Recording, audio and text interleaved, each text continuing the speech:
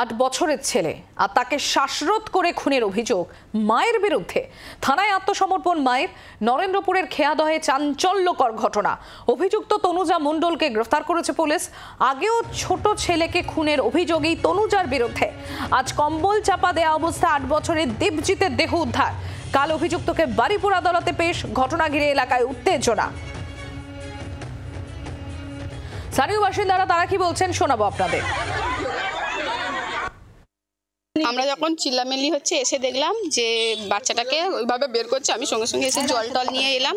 দেখলাম বাচ্চাটার গা ফা এমনি ঠান্ডা হয়ে গিয়েছে, গলা ফাঁসের দাগ আর গলা হাত পা পুরো ঠান্ডা হয়ে গিয়েছে, গা হাতটা সাদা অলরেডি হয়ে গিয়েছিল। তখন ওর মা খুঁজে পাচ্ছিল না, সবাই খোঁজ করে মার মা তারপরে কিছুক্ষণ পরে এখান থেকে ওদের বাড়ির সবাই এলো, এসে নিয়ে ওদের ওই দিকে একটা বাড়ি আছে ওখানে নিয়ে গেল।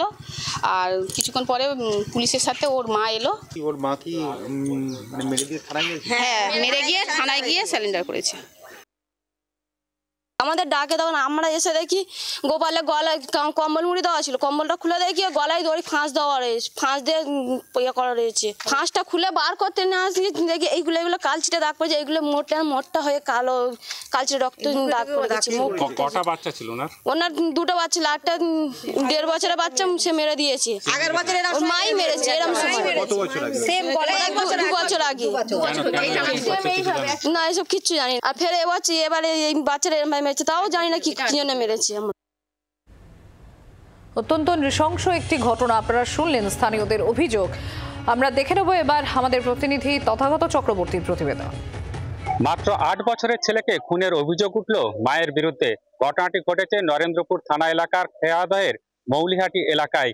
এই বাড়িতেই আজ সকালবেলা কম্বল চাপা অবস্থায় মাত্র 8 বছরের ছেলেকে মৃত অবস্থায় পাওয়া যায় এবং এই ঘটনায় থানাতে গিয়ে মা আত্মসমর্পণ করে। এই ঘটনার অভিযোগের ভিত্তিতে ইতিমধ্যেই নরেন্দ্রপুর থানার পুলিশ তদন্ত শুরু করেছে। অভিযুক্তকে গ্রেপ্তার করা হয়েছে বলে জানা গিয়েছে পুলিশ সূত্রে এবং দেহ ময়না তদন্তের জন্য পাঠানো হয়েছে। কি কারণে এই ঘটনা ঘটলো তা খতিয়ে দেখা হচ্ছে বলে জানিয়েছেন বারুইপুর পুলিশ জেলার পুলিশ সুপার। নরেন্দ্রপুর থেকে তথাগত চক্রবর্তী, জি24 ঘন্টা। বাংলার আওয়াজ, বাঙালির আবেগ, জি24 ঘন্টা।